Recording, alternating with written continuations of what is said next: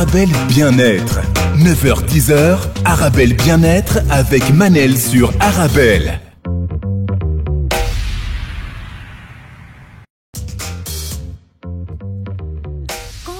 De te retrouver très contente. Bonjour à toi qui m'écoute là où tu es, c'est Manel. Je t'accompagne en direct chaque matin pour 1 heure de vitamines de 9 à 10 heures. Notre rendez-vous quotidien 100% bien-être est là pour te tirer vers le haut et t'aider à devenir une meilleure version de toi-même. Avec mes invités experts chaque jour, on s'amuse, on apprend et surtout on pratique pour aller de l'avant. Un coucou à celles et ceux qui nous suivent sur le site arabelle.fm. Si vous voulez allier l'image au son, vous pouvez télécharger l'application Arabelle et nous regarder en direct. Vous pouvez aussi participer à l'émission en envoyant vos questions, vos réactions par SMS au 0488 106 800 0488 106 800. Les chocs émotionnels de l'enfance qui vous affectent à l'âge adulte, c'est la dernière émission de la saison de Monsieur Mohamed El Menjra. C'est aussi le dernier mardi de la saison. Bonjour, Monsieur Mohamed El Menjra. Bonjour Manel, et déjà 40 magnifiques émissions avec toi. Merci beaucoup, effectivement 40 magnifiques émissions et ça passe tellement vite. Ouais. Un milieu de septembre, on prend contact et si on pensait que l'aventure allait aller aussi loin et être aussi belle, je le referai encore, en tout cas. Déjà, je vous ai connu, Monsieur Mohamed El Menjra, grâce à mes abonnés sur Instagram. C'est eux qui m'ont suggéré votre profil sur Instagram. C'est comme ça que j'ai pris contact avec vous. Donc, il est grand temps de les remercier, en tout cas, parce que la plupart de mes invités aussi, c'était grâce à eux. Et je crois que vous avez fait aussi un parcours extraordinaire. Ici en Belgique, vous êtes bien accueillis, vous avez été adoptés. Mais vraiment, je dirais même, je peux dire à l'unanimité. Merci. Et toi aussi, les gens viennent chez moi et me disent « Ah, j'aime bien ton émission avec Manel. Manel est top. Manel qui fait l'émission en Belgique, elle est géniale. » Donc toi aussi, de ce côté de la Méditerranée, il y a pas mal de personnes qui t'apprécient. Et moi, je peux dire une chose. Moi, en tout cas, ce que j'apprécie beaucoup chez toi, c'est ta générosité. On sent une envie, on sent un désir de partager, d'améliorer. Et pour moi, c'est le meilleur sens qu'on peut avoir dans une vie. C'est vouloir faire la différence dans la vie des autres. Merci. Et ça, tu le fais brillamment et je tiens sincèrement à te féliciter. Merci du fond du cœur. Ça me touche énormément venant de vous, Monsieur Mohamed El Menjra. Alors aujourd'hui, c'est la dernière émission et on clôture la saison avec les chocs émotionnels de l'enfance qui nous affectent à l'âge adulte. Le but ici de cette émission, on va un peu plus tard dans l'émission citer les symptômes des chocs émotionnels. J'ai envie qu'on arrête une fois pour toutes, Monsieur Mohamed El Menjra, de juger les autres. L'autre, il est différent, l'autre, il est homosexuel, l'autre, il est transsexuel, elle est prostituée, l'autre, il a des addictions à l'alcool, à la drogue, au jeu du hasard, l'autre, il est violent, l'autre, juger. Je crois qu'il est grand temps de comprendre. En citant aujourd'hui les symptômes des chocs émotionnels, on peut se rendre compte que nous-mêmes, on peut être victime d'un choc émotionnel pendant notre enfance qui nous affecte vraiment à l'âge adulte et qui donne des fois des réactions disproportionnées, un comportement, on va dire, qu'on peut facilement juger déplacé. Oui, parce que autant les gens doivent comprendre, et j'insiste sur cela, vous n'êtes pas votre biographie, vous n'êtes pas votre vécu, dans le sens que si vous avez eu des moments difficiles dans votre passé, rien ne dit que ça va être votre futur.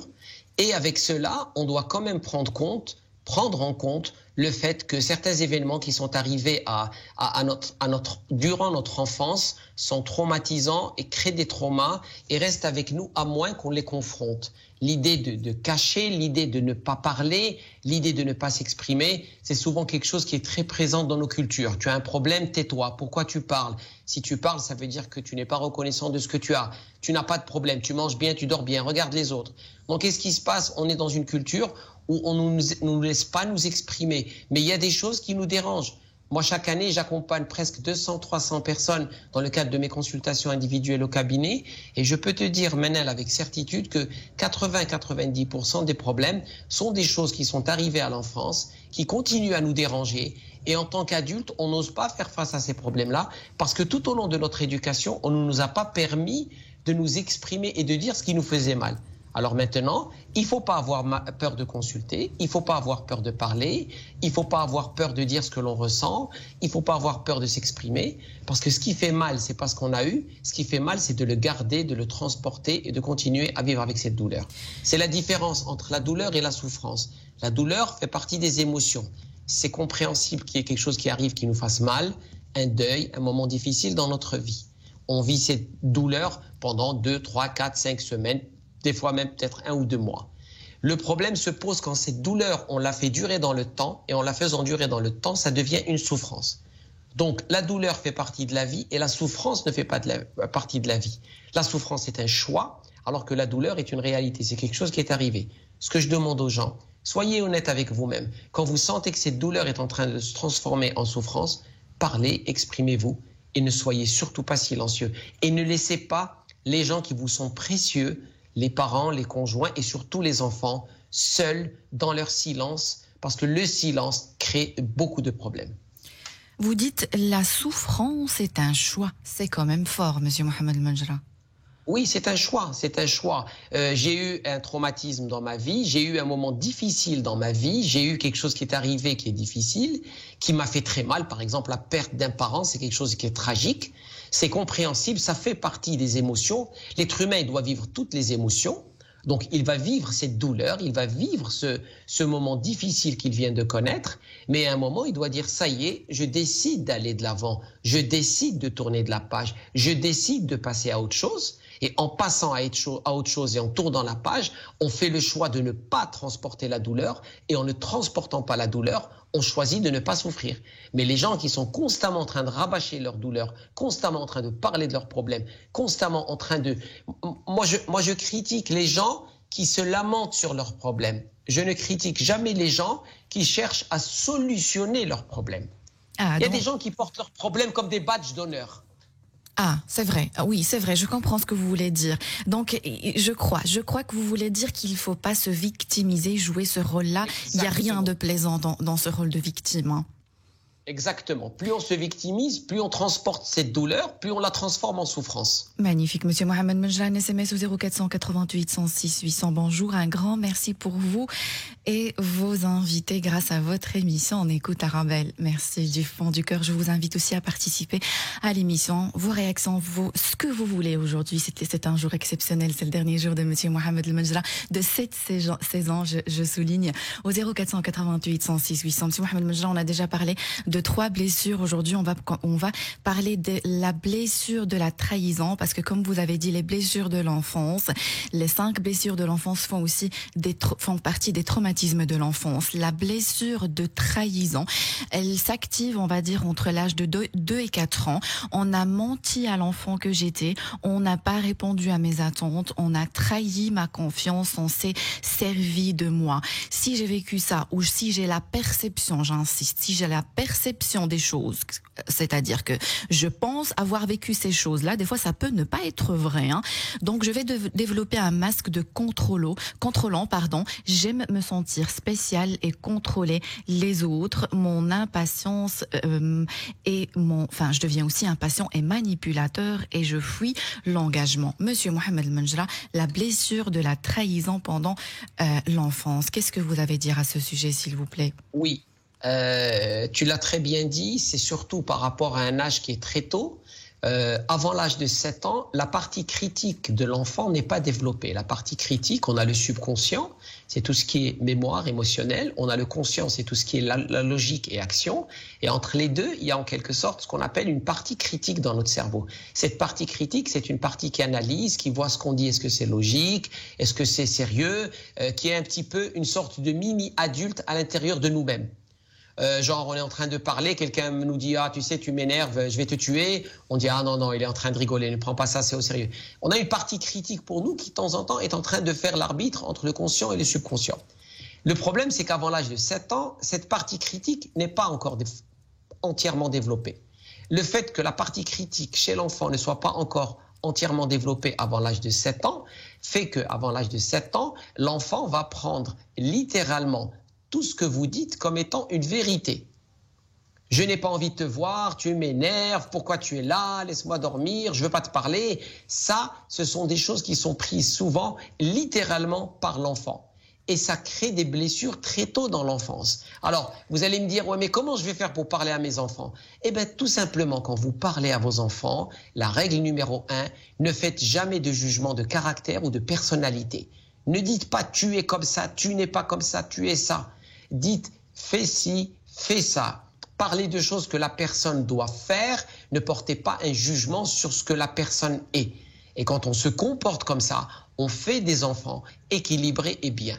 Sinon, à force de les juger, à force de les blâmer, comme ils n'ont pas cette partie critique, ils vont tout prendre littéralement. Et ça crée des petites blessures. Et ces blessures s'accentuent avec le temps. Et des fois, un jour, à l'âge adulte, un événement va arriver et il va les faire ressortir toutes ces blessures de l'enfance. Merci, Monsieur Mohamed Mejra. Samia sourit sur Instagram. Manel, j'écoute ton émission et vous brillez tous les deux. Qu'Allah vous rende ce que vous donnez sans compter. Merci du fond du cœur. Pas un SMS au 0488 106 800. Merci Manel, merci Arabelle. Merci à tous tes invités. Un grand respect à Monsieur Mohamed Mejra. Oui, un grand respect à vous, Monsieur Mohamed Mejra. Alors j'ai encore pas mal de choses à dire par rapport à la blessure de la trahison. Je ne sais pas si vous avez aussi croisé Monsieur Mohamed Mejra, ces gens qui pensent que toutes les personnes qui les entourent ne sont pas fiables. Ces personnes qui sont jaloux, maladives ou excessives. Ils craignent tout le monde et ils sont un peu compulsives.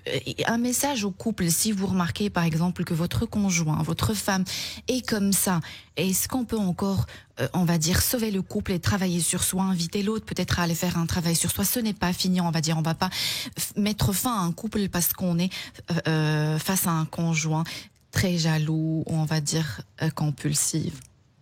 On met fin à un couple quand les deux personnes qui sont dans le couple ne cherchent pas à améliorer la qualité du couple. Quand il y a un problème, il y a toujours des solutions. Quand il y a des conflits, il y a toujours des solutions. Quand est-ce qu'il n'y a pas de solution? Quand l'un ou l'autre ou les deux ne veulent pas trouver de solution. On passe par des moments difficiles, c'est impossible de vivre 20, 30, 40 ans avec une personne et ne pas avoir des crises profondes, des crises très sérieuses. Ce qui fait la force d'un couple, ce qui fait la résilience d'un couple, c'est le désir de vouloir s'asseoir, le désir de vouloir communiquer, le désir de vouloir trouver des solutions à chaque étape. D'accord, toujours essayer de trouver des solutions. Et on est deux, Monsieur Mohamed Mejra, à essayer de trouver des solutions. Ici, je vous rejoins parce que j'ai reçu pas mal de spécialistes dans cette émission qui disaient que on peut avancer et sauver un couple en faisant un travail sur soi si on est seul. Vous le confirmez, je ne sais pas si vous êtes d'accord. On est deux, sinon ça ne marchera pas. À moins que vous commenciez à parler en face du miroir, bien sûr que vous êtes deux. Il faut que les deux aient envie. Hein. Je peux pas danser. En anglais, il y a une phrase qui dit « It takes two to tango ». Pour danser le tango, il faut être deux personnes. Vous devez être de bonne foi. Vous voulez, au contraire, des fois, ça peut créer un décalage. Vous avez une personne qui veut fortement s'investir dans le couple, s'investir en termes de temps, d'énergie, d'effort, d'attention.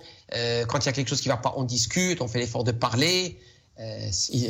Texto, hein. Mais je vous rejoins et je suis d'accord avec vous et justement c'est pour ça que j'ouvre cette parenthèse. J'invite toujours mes auditeurs et auditrices à réfléchir. Peut-être ils peuvent être d'accord avec vous, peut-être des fois avec un autre expert que j'ai reçu ici dans cette émission. Toujours réfléchir parce que ici moi aussi je reçois des idées, j'écoute des fois des choses, je ne suis pas tout à fait d'accord. Je ne suis ni psychologue, ni psychanalyste, ni thérapeute, mais des fois je ne suis pas d'accord quand ça ne me convient pas, je le dis, voilà, ça ne me convient pas, je peux suivre l'avis de quelqu'un d'autre. Et là, je vous rejoins, on est deux à sauver un couple, on peut pas le sauver. Parce qu'il y a aussi, excuse-moi de t'interrompre, il y a aussi le fait que pourquoi les gens ont des approches différentes, parce que les gens ont des définitions différentes d'un couple. Il y a des gens qui vont te dire qu'un couple, ça doit être quelque chose de fusionnel, où on partage énormément. Il y a des gens qui vont te dire qu'un couple, on est ensemble, mais chacun fait ce qu'il veut. Donc chacun a sa définition d'un couple. Moi, quand on est dans un couple et on dit chacun fait ce qu'il veut, pour moi, c'est pas vraiment un couple, c'est plus une cohabitation. C'est la différence entre être dans une relation ou être avec quelqu'un. Donc, la définition du couple va impacter comment les comportements nécessaires pour la réussite de ce couple vont en découler. Donc, chacun a sa propre définition des couples et bien sûr, chacun a sa propre définition des comportements au quotidien dans ce couple. Toujours réfléchir, toujours penser, remettre en question pourquoi pas ce qu'on entend, même si on a l'impression que la personne devant nous maîtrise ou il a fait un bac plus 50, toujours remettre en question ce qu'on entend et suivre ce qui nous convient. Alors, Monsieur Mohamed Mejra, on arrive à la blessure de l'humiliation. Lise Bourbou, qui a écrit le livre Les 5 blessures de l'enfance qui empêchent d'être soi-même, elle dit, cette blessure, elle n'est pas, on va dire, elle n'existe pas chez tout le monde. Elle dit qu'elle s'active entre l'âge de 4 à 6 ans. La cause, c'est l'insensibilité et la froideur de mon parents référents ont freiné le développement de mon individualité. Comme ça, je vais développer un masque de rigide, je deviens exigeant envers moi et envers les autres, je passe pour un froid et insensible. Monsieur Mohamed Menjra, généralement, ce sont des personnes, je dis bien généralement, ce sont des personnes qui sont forts. On va dire, ils prennent du poids ou ils mangent davantage pour prendre du poids, pour se créer une carapace de protection, et on peut facilement les reconnaître. Ce sont des personnes qui vont rigoler facilement d'eux-mêmes. Monsieur Mohamed Menjra, la blessure de l'humiliation. Est-ce que vous avez déjà reçu un patient, vous avez remarqué qu'il a été humilié pendant son enfance? Oui, beaucoup de gens ont été humiliés, et souvent l'humiliation qui fait le plus de mal, c'est par les gens qui nous sont proches. La première humiliation, c'est celle des fois les parents qui comparent. Ils vont montrer un enfant que il est bien et l'autre il n'est pas bien. L'humiliation aussi par rapport à l'école. Moi j'ai un parent qui m'a amené sa fille qui a 8 ans. Elle est à l'école, elle a peur, elle n'a pas envie d'aller. Le harcèlement, humiliée par les amis, humiliée par les cousins, les comparaisons. Donc toutes ces choses-là qui font quand on est humilié. Encore une fois, l'être humain, ce qu'il souhaite, c'est trouver un moyen de survivre, trouver un moyen de s'accrocher. Alors, le poids est souvent une des choses qui est utilisée. L'avantage de grossir, entre guillemets, si je peux dire ça, l'avantage de grossir, c'est-à-dire d'avoir un surpoids excessif, c'est d'abord une façon de créer une barrière physique entre vous et le reste du monde. C'est une façon de dire aux gens, ne t'approche pas, et c'est une façon de dire aux gens, n'attends rien de moi. Voilà. Donc, tu n'attends rien de moi, je me protège et éloigne-toi. C'est une façon de créer une défense naturelle, physique et sociale pour pouvoir avoir la paix. Parce que la dernière fois que j'ai voulu me rapprocher de la société, on m'a humilié. Donc tu sais quoi, je vais créer mes barrières, je vais m'éloigner, je vais envoyer un signal pour qu'on me laisse tranquille. Et c'est cette distance que je me crée qui me protège. Et cette blessure de l'humiliation, elle fait bien partie des chocs émotionnels de l'enfance qui nous affectent à l'âge adulte. Et quand vous parlez, monsieur Mohamed Menjra, d'humiliation, on peut croire qu'on parle des choses extraordinaires, mais une simple petite remarque déplacée à un enfant peut être perçue comme une humiliation. Je parle aussi des bébés, monsieur Mohamed Menjra, ça aussi, c'était Lise Bourbou qui avait parlé de ça. Même changer les couches à un bébé, et ça peut, ici, on lui montre avec un langage non verbal qu'on est dégoûté, ça peut vraiment développer chez lui la blessure de l'humiliation. Parce que l'erreur que font les gens, c'est qu'ils croient que l'être humain n'opère qu'avec ses 5 sens. Parce qu'il faut le toucher. On croit que parce qu'on ne dit pas quelque chose oralement à un être humain, que l'autre ne ressent rien. Mais un bébé, quand vous lui changez les couches, est-ce que vous souriez? Est-ce que vous parlez? Est-ce que vous chantez? Est-ce que vous êtes bien? Est-ce que vous exprimez de votre... Parce qu'il y a aussi un dialogue de votre subconscient au subconscient du bébé. Est-ce que ce subconscient ressent de l'amour, ressent de l'affection, ressent de la tendresse, ressent la joie d'être là, ressent la satisfaction que les gens qui l'ont amené au monde sont heureux d'être là? Les enfants, les bébés, tout être humain capte constamment. Donc faites très attention.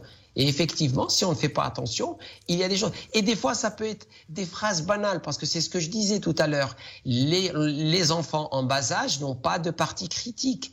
Une petite phrase, vous pouvez avoir une fille qui a 7-8 ans, vous venez chez elle, vous lui dites, toi, tes cuisses sont très grosses, c'est pas comme ta cousine qui a tes cuisses très fines. Mais une phrase comme ça, vous n'avez aucune idée comment ça va traumatiser la fille. Ça fait très mal.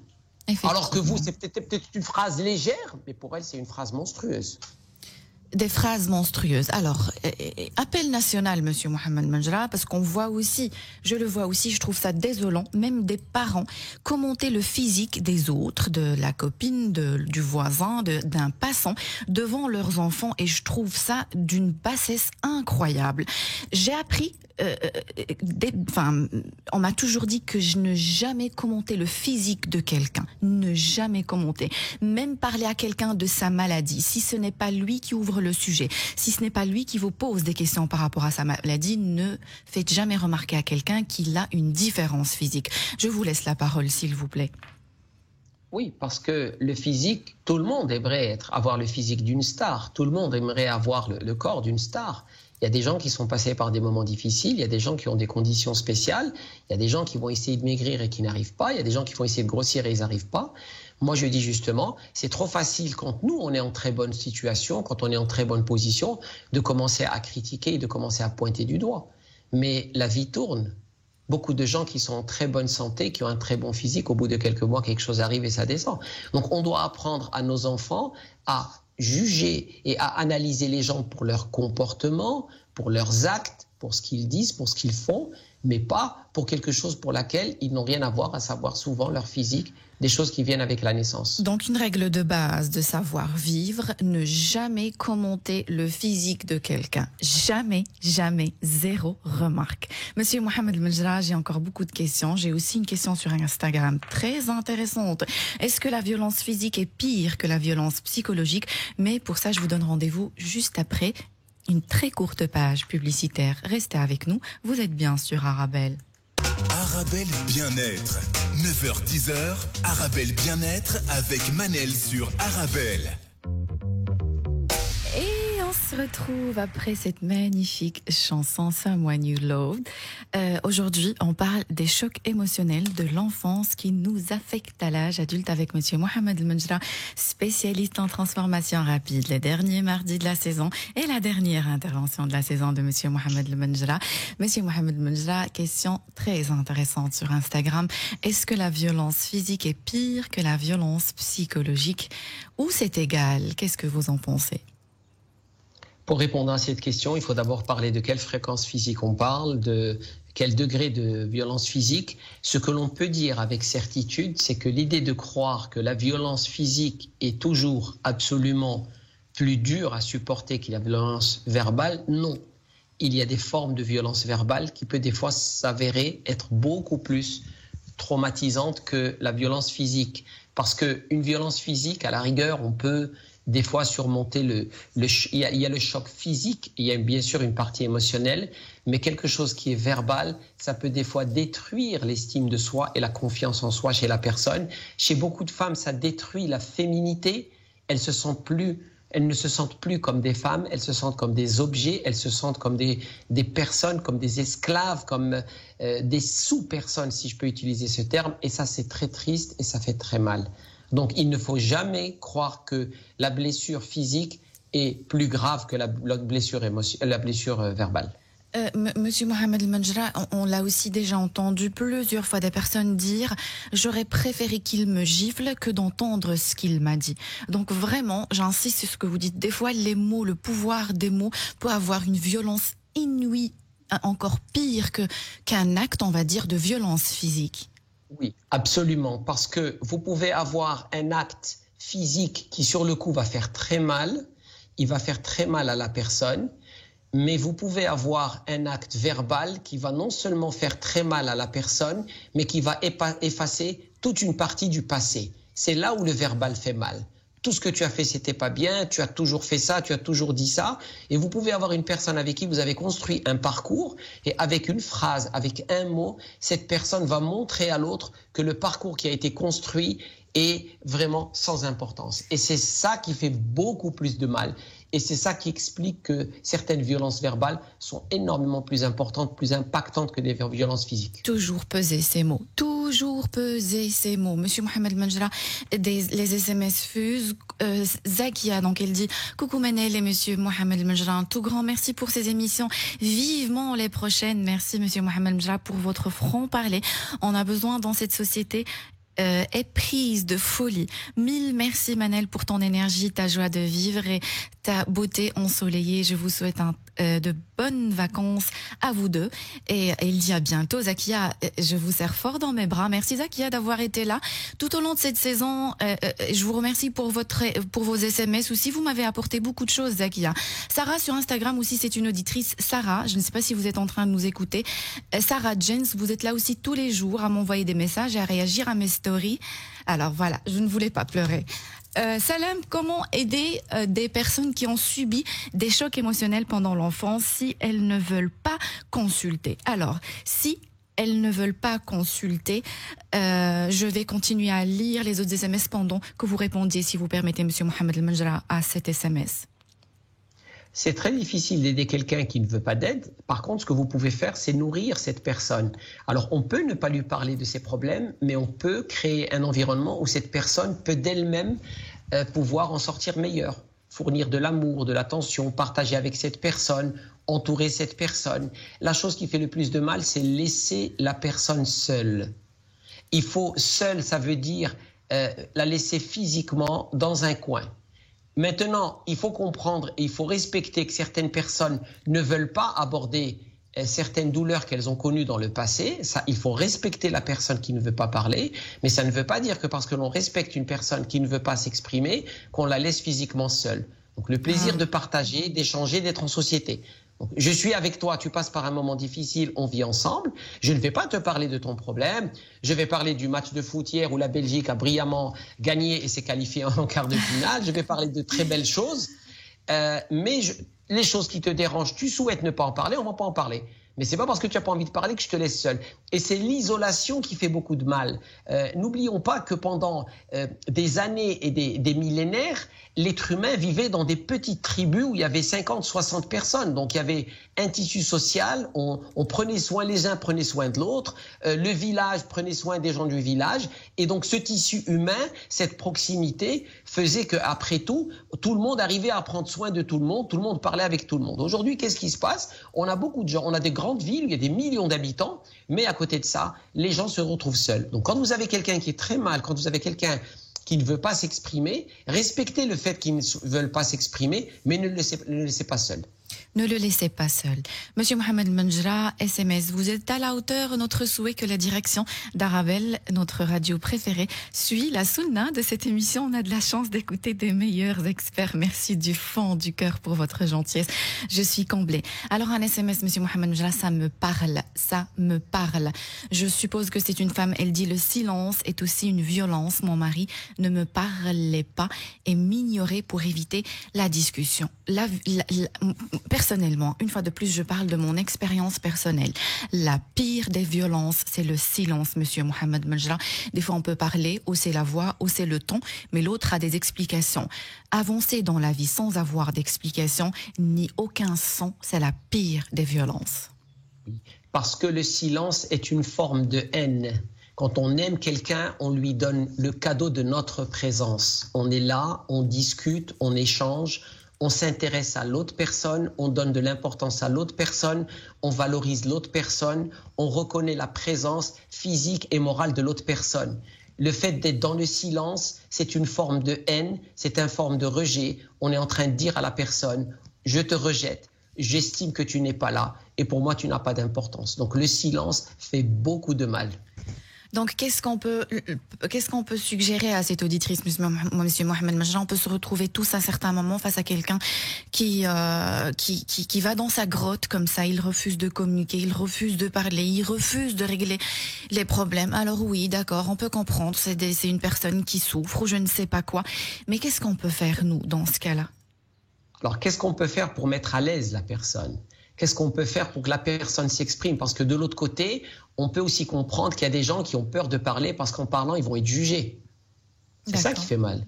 Vous avez beaucoup de maris qui rentrent à la maison, ils ont des problèmes au travail, ils ont honte de dire qu'ils ont des problèmes au travail. On sait tous que la chose la plus importante chez un homme, c'est le sens de l'utilité. Quand un homme se sent utile, quand un homme se sent pratique, quand un homme se sent capable, quand un homme se dit « je fais pour ma famille, je fais », il se sent bien. Quand il a des problèmes au travail, quand il a des problèmes financiers, il se sent diminué. Et c'est cette sensation de se sentir diminué, même si ce n'est pas vrai, qui va faire qu'il va vouloir s'isoler parce qu'il a peur en s'exposant qu'on commence à le juger et le blâmer et en pointant du doigt en lui disant « tu n'es pas assez à la hauteur et tu n'es pas assez capable ». Donc la meilleure chose qu'on peut faire quand on a en face de nous un homme qui ne veut pas parler, c'est le mettre à l'aise, c'est le mettre en confiance, c'est faire le maximum pour lui donner envie de sortir de sa coquille sans jugement dans la discussion et dans l'échange. Des fois, si vous avez quelqu'un qui pendant une période très courte ne veut pas s'exprimer, c'est pas la fin du monde. Mais quelqu'un qui, avec la durée, est dans ce comportement, faites le maximum pour que la personne soit à l'aise et montrez à la personne qu'elle ne sera jamais jugée. C'est ça qui fait mal, c'est quand on nous juge. Abir d'Algérie, un message d'Algérie. Et effectivement, Monsieur Mohamed Menjra, il y a des gens même qui nous suivent d'Algérie. Bonjour Manel, magnifique émission, je vous remercie. Je ne vous remercierai jamais assez. Love you, Abir. Love you too, ma chérie. Je vous ai aussi très fort dans mes bras. Abir aussi, elle était là pendant toute la saison, tous les jours. Merci du fond du cœur. Monsieur Mohamed El-Menjra, les étapes d'un choc émotionnel pour faire plus, on va dire brièvement, pour passer à la question suivante, on peut être sidéré, vraiment avoir un état de sidération psychique, immobile, on n'arrive pas à agir ni raisonner. On peut passer par un état d'agitation, puis par la suite carrément vivre une certaine dissociation psychique, penser que ce qu'on est en train de vivre n'est pas vrai. Monsieur Mohamed El-Menjra, le but aussi de cette émission, c'est qu'il y a des adultes aussi qui nous suivent. Comment reconnaître que j'ai un trauma de l'enfance? Comment savoir que je dois prendre les choses en main? La dernière fois quand j'ai annoncé l'émission, j'avais dit dans mes stories Instagram, avoir le sentiment que j'ai eu une enfance manquée. J'ai manqué mon enfance. Quoi d'autre, s'il vous plaît? Posez-vous toujours la question. C'est la même question que je pose quand j'accompagne les personnes. Quand je dis, quel est le frein à l'intérieur de toi qui t'empêche de devenir ta meilleure version? Si vous avez des freins profonds qui vous empêchent de devenir votre meilleure version, demandez de l'aide. Si vous n'avez pas ces freins et que vous pouvez accomplir des choses extraordinaires dans votre vie et vivre pleinement, il n'y a pas de problème.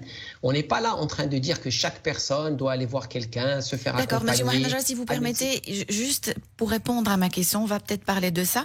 Excusez-moi de vous avoir coupé. Je parle de symptômes. Comment reconnaître que j'ai un traumatisme de l'enfance? On peut par exemple parler que j'ai le sentiment que j'ai perdu une partie de moi. J'ai perdu une partie de mon histoire. J'ai un oubli. J'essaie un peu d'oublier certaines parties de mon histoire. Aussi, on peut parler de se retrouver toujours dans des relations toxiques. Beaucoup de personnes, monsieur Mohamed El-Menjra, attirent les relations toxiques et les vivent au quotidien. Il y a des personnes aussi qui évitent d'être soi. Moi aussi, j'avais facile à juger ces personnes qui veulent être quelqu'un d'autre. J'ai envie de ressembler à telle et telle personne, mais au fond, ça peut cacher un mal-être profond, un traumatisme de l'enfance. Est-ce que c'est vrai ce que je dis?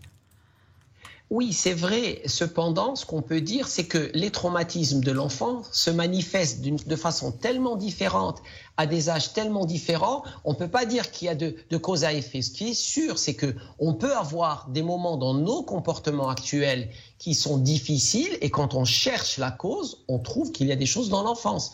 Donc moi, ce que je dis, si vous arrivez à surmonter de vous-même ces moments difficiles, vous faites un travail sur vous, vous écoutez des émissions, vous lisez des livres, vous apprenez, vous partagez, vous échangez avec les autres. Si vous voyez qu'avec tout ça, vous arrivez à évoluer et devenir votre meilleure version, c'est excellent. Maintenant, si vous voyez que malgré ça, vous avez des comportements compulsifs, vous mangez trop, vous avez des relations qui ne tiennent pas la route, vous êtes agressif, ça veut dire qu'il y a quelque chose qui ne va pas. Et peut-être, je dis bien peut-être, ce qui est souvent le cas, peut-être qu'il y a des choses dans l'enfance qui n'ont pas été, en quelque sorte, des dossiers qui n'ont pas été clôturés. Donc, toujours posez-vous la question, et c'est quelque chose que je voudrais que les gens retiennent des 40 émissions qu'on a fait ensemble. Posez-vous la question, qu'est-ce qui fait que vous n'êtes pas votre meilleure version? Parce que c'est ça l'objectif. Si vous êtes là sur cette planète, vous êtes des êtres, chacun d'entre nous est un être extraordinaire, chacun d'entre nous est un être exceptionnel. Et surtout, chacun d'entre nous est un être unique. Posez-vous la question, qu'est-ce qui vous empêche, qu'est-ce qui vous freine de devenir votre meilleure version?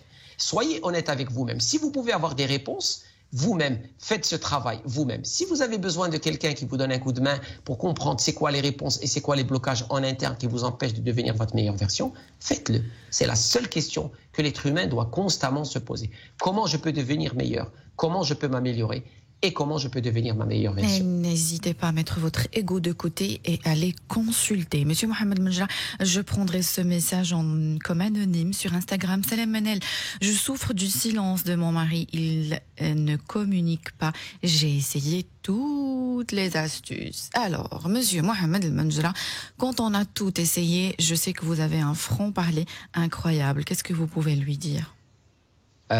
Est-ce qu'elle a essayé d'avoir quelqu'un de la famille qui lui parle? Est-ce qu'elle a essayé d'avoir un collègue qui lui parle? Est-ce qu'elle a essayé, entre guillemets, un homme ou quelqu'un de sa famille qui serait proche et qui peut lui parler? Mais il y a un moment, tu sais très bien ce que je vais répondre, une relation, c'est un endroit où on part pour apporter, pour contribuer, pour donner, pour aussi grandir. Eh bien, si on a en face de nous une personne qui ne veut pas faire d'efforts, qui ne veut pas s'impliquer, à un moment, on doit se poser de sérieuses questions. Est-ce qu'on est avec la bonne personne? Alors, monsieur Mohamed El-Menjra, message sur Instagram. Bonjour, tout d'abord, je suis fan de votre émission. Vous allez beaucoup me manquer, vous aussi, vous allez me manquer. Alors, merci pour votre générosité, c'est moi qui vous remercie. Alors, elle dit, j'ai mon aîné de 17 ans qui déteste son frère de 14 ans depuis l'âge de 12 ans. Avec les années, ça s'est accentué, il est toujours derrière son frère, à le surveiller, à lui faire des remarques, à l'humilier, à jubiler quand il échoue. Il le hait à un tel point qu'il lui arrive de lui dire je souhaite ta mort. Je ne comprends pas d'où lui vient cette haine, que dois-je faire? Où est le problème? Alors, Monsieur Mohamed Menjra, si vous permettez votre réponse, ça va être juste après une très très courte page publicitaire. Restez avec nous, vous êtes bien sur Arabelle. Arabelle Bien-être avec Manel sur Arabelle. Et on se retrouve pour notre rendez-vous quotidien 100% bien-être 9-10h sur Arabelle. Aujourd'hui, je reçois Monsieur Mohamed Menjra pour sa dernière émission de la saison. Il restera encore demain. Donc, les chocs émotionnels de l'enfance qui nous affectent à l'âge adulte. Je vous rappelle que vous pouvez toujours participer à l'émission en envoyant vos questions, vos réactions par SMS au 0488 106 800. 0488 106 800. Rebonjour Monsieur Mohamed Menjra. Alors, cette auditrice qui parle sur Instagram de son aîné qui fait preuve d'une violence, on va dire, extrême envers son petit frère de 14 ans. Est-ce qu'on peut expliquer ça par le fait qu'il est, on va dire, tout simplement jaloux parce qu'il est venu après lui? Est-ce qu'on peut aussi simplifier les choses comme ça? On n'explique pas ces choses-là. On l'amène voir quelqu'un. Quand on a autant de violence à l'intérieur, on prend ça au sérieux. Il y a des choses qu'il faut prendre au sérieux. Quand on parle de suicide, quand on voit de violence, il y a une différence entre dire à son frère « je t'aime pas, tu me déranges, j'ai pas envie de te voir » et dire « j'ai envie de te tuer ». Il y a des limites. Prenez certains mots au sérieux. Ne laissez pas les choses à la légère. Ah, d'accord. Donc ici, faut aller consulter. Aussi simple que ça. Consulter. Des mots comme ça, un garçon qui dit à son frère tu m'énerves, j'ai pas envie de te voir, c'est acceptable. Quand il commence à parler de mort, de tuer, ça c'est des choses sérieuses. Il faut prendre certains mots au sérieux. Et donc, écoutez, peut-être prendre le temps d'écouter ce garçon de 17 ans, parce que c'est un ado aussi. Il y a quelque chose. Il y a quelque chose qui ne va pas, il y a quelque chose qui n'a pas encore exprimé. Il faut aussi savoir l'écouter et lui parler, parce que aussi répliquer par la violence, ou le blâmer, ou le punir, ou aller dans la violence aussi physique envers lui, ou psychologique, ça ne peut aussi qu'empirer les choses. Je n'essaie pas de lui trouver des excuses, Monsieur Mohamed Menjra, j'essaie juste de dire que... jamais une solution. Voilà. Envers cette personne. Une personne, quand elle est violente, elle souffre. Quand on fait souffrir les autres, souvent, c'est qu'à l'intérieur de nous-mêmes, on souffre. Cette personne a une souffrance. Il se trouve que pour cette personne, la seule façon de se défendre, c'est d'exprimer une forme de violence. Et dans une de vos premières émissions sur Arabelle, Monsieur Mohamed Menjra, vous avez dit quand on blesse, c'est qu'on est blessé. Absolument. Ouais. D'accord. Monsieur Mohamed Menjra, avant la pause, on parlait des symptômes ou comment identifier un trauma. C'est important de faire un rappel pour mes auditeurs. S'ils se reconnaissent dans un des symptômes, il est grand temps de prendre les choses en main. Avoir le sentiment qu'on a une enfance manquée, on a perdu une partie de soi, se retrouver toujours ou attirer toujours des relations toxiques, éviter les liens sociaux. On voit des gens aussi s'isoler. On ne comprend pas pourquoi. Éviter d'être soi ou être dans une déconnexion émotionnelle. Monsieur Mohamed Menjra aussi a parlé de difficultés de dormir. Est-ce qu'on peut parler aussi, Monsieur Mohamed Menjra, de crise de panique et d'angoisse aussi? Oui. D'accord, parfait. Et un baromètre que tu peux utiliser, que les gens qui nous écoutent peuvent utiliser. Pour moi, le meilleur détecteur, le meilleur juge, le meilleur baromètre de votre santé mentale, c'est la qualité de vos relations. Quelqu'un qui a des relations de qualité, c'est-à-dire quelqu'un qui se comporte bien au travail, qui est à l'aise en famille, qui est à l'aise dans ses relations personnelles. Ça ne veut pas dire qu'il est toujours avec des personnes exceptionnelles, mais qui est à l'aise, il est bien, il fonctionne, il cohabite et il gère ses interactions avec les autres. Quand il gère ses interactions avec les autres membres de groupe, quels que soient les groupes qu'il fréquente, cette personne-là est en très bonne santé mentale. D'accord. Mais quand une personne commence à avoir des relations abusives, des comportements bizarres, des attitudes violentes, ça veut dire que c'est un signe d'une mauvaise santé mentale. Donc posez-vous la question, est-ce que vous, dans vos différents groupes, professionnels, familiales, amicales et autres, est-ce que vous vous comportez et que vous êtes à l'aise, vous aimez être avec ces gens-là? Ça ne veut pas dire que vous aimez être avec tout le monde, mais quels que soient vos groupes, vous êtes à l'aise dans ces groupes. Si vous cohabitez et vous êtes à l'aise dans ces groupes, votre santé mentale et en quelque sorte au top. Magnifique. Donc, vous parlez de santé mentale. Donc, c'est bien ça. Les symptômes, ça peut être aussi les crises de panique et d'angoisse, pardon, et aussi les addictions, alcool ou autres. Alors, Monsieur Mohamed Mejra, un SMS. Salem, mon mari a subi beaucoup de traumatismes étant enfant pendant le divorce de ses parents. Je l'ai juste écouté. Donc, apparemment, il lui a raconté. Il dit, je l'ai juste écouté, mais on n'a jamais parlé parce que c'était des faits d'humiliation. Maintenant adulte, il a déjà eu quelques fois des excès de colère il y a très longtemps et aussi avec ses enfants. Maintenant, ses enfants le fuient. Comment arranger la situation? Alors, lui, il a été humilié, il a subi des traumatismes, il a en quelque sorte aussi, moi je vois aussi qu'il a un peu traumatisé ses enfants avec ses excès de colère. Qu'est-ce qu'elle peut faire, cette maman? Lui donner le maximum d'amour, lui donner le maximum d'attention. Voilà, si elle a en face d'elle quelqu'un qui vraiment lui rend bien cet amour, il faut noyer votre mari dans l'amour. Dans l'amour inconditionnel, parce que moi, pour moi, l'amour, ça ne veut rien dire. S'il n'y a pas le mot inconditionnel, s'il n'y a pas tes défauts, je les accepte, tes colères, je les accepte, je t'accepte tel que tu es. Attention, je parle pas de violence physique ni violence morale, mais donner un amour inconditionnel, quoi qu'il arrive, je t'aimerai toujours. Mais oui, et ça on le voit. On le voit aussi dans les relations par rapport aux hommes. Il y a des hommes qui vont accepter et respecter le passé de la femme. Donc, ils vont la prendre comme elle est. Ils vont la prendre pour les moments qu'elle a connus. Ils vont accepter les copains qu'elle a eus, les expériences qu'elle a eues avant. Et ils la prennent avec son passé et son vécu. Et ça va donner des expériences exceptionnelles. Par contre, les gens qui vont vouloir juger la personne sur le passé, et d'ailleurs, moi, je vous le dis, quelqu'un avec qui vous êtes, qui est constamment en train de vous juger sur votre passé, pourquoi tu es sorti avec celui-là, pourquoi tu étais amoureuse de celui-là, pourquoi tu as fait ça, ne restez pas une seconde, barrez-vous. Parce que personne n'a le droit de vous juger pour votre passé. Barrez-vous. J'adore votre franc-parler, Monsieur Mohamed Mejra. Barrez-vous. On ne peut pas te juger pour ton passé. Tu imagines, Manel? Moi, je te rencontre et je commence à te juger. Qu'est-ce que tu as fait en 1998? Non, Monsieur Mohamed, je vais vous dire un truc. Je parle très rarement de moi, mais je suis arrivée à un stade où je ne donne le droit à personne de me changer, mais je préfère absolument être seule, et je suis seule pour l'instant, que d'être mal accompagnée. Monsieur Mohamed Mejra, il y a des choses qui peuvent vraiment aggraver les traumatismes de l'enfance. Si à l'âge adulte on est encore en train de vivre une certaine violence physique, morale, psychologique ou sexuelle, ça peut vraiment aggraver l'effet des traumatismes initiaux. Et ça peut amplifier les choses. Monsieur Mohamed Mejra, il me reste encore 2 minutes, vu que c'est votre dernière émission de la saison. Je vais vous donner rendez-vous en mois de septembre, Inch'Allah. Aussi à mes très très chers auditeurs que je remercie du fond du cœur aussi pour leur amour inconditionnel.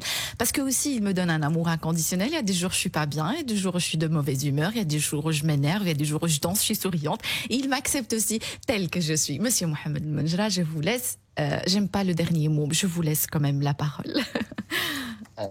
D'abord, moi, tu m'as beaucoup apporté. Oh, tu m'as beaucoup apporté. Ton émission m'apporte beaucoup. Ton émission me permet, pendant que je te parle, et aussi les autres invités que tu as des invités top, tu as des invités qui apportent beaucoup, des invités de très haut calibre, donc je tiens à les féliciter aussi. Tous ces gens-là, toute l'équipe qui est derrière, que l'on ne voit pas, tous ces techniciens, tous ces gens de back-office. Je voudrais aussi remercier toute l'équipe d'Arabelle, du directeur général jusqu'à la personne au niveau en bas de la hiérarchie. Le message que je voudrais que les gens retiennent, c'est que, s'il vous plaît, soyez exigeants avec vous-même, augmentez vos standards, ne demandez que le meilleur, parce que vous n'avez dans la vie que ce que vous tolérez. Et la vie est exceptionnelle, la vie est magnifique. Si vous trouvez quelqu'un ou des groupes ou des personnes qui vous valorisent, avec qui vous avez envie de partager, faites-le. Si vous ne trouvez pas ça, ben vous allez voir ailleurs, parce que ailleurs il y a toujours des solutions, ailleurs il y a toujours des opportunités, et ne baissez jamais les bras et soyez toujours, s'il vous plaît, très exigeants envers vous-même. Alors, Monsieur Mohamed Mejra, je vais vous donner rendez-vous sur Arabelle en mois de septembre, mais on va rester connectés sur les réseaux sociaux, par WhatsApp aussi. Mais mes auditeurs et auditrices peuvent aussi vous suivre sur les réseaux sociaux, sur votre page Instagram. Questions, s'ils ont des questions, avec plaisir. Vous êtes tagués sur la page officielle d'Arabelle sur Instagram. Arabelle, merci très chers auditeurs, et je vous donne encore rendez-vous. Merci Mimi sur Instagram, Sarah, Sati, merci Samia, merci beaucoup, merci très chers auditeurs, je vous remercie d'avoir été toujours au rendez-vous. J'espère que vous avez eu votre dose de vitamines. N'oubliez pas que le bonheur vous rend plus belle et plus beau. Fréquentez les gens heureux. Le bonheur est contagieux. Rendez-vous demain, 9h sur Arabelle. Arabelle Bien-être. 9h-10h, Arabelle Bien-être avec Manel sur Arabelle.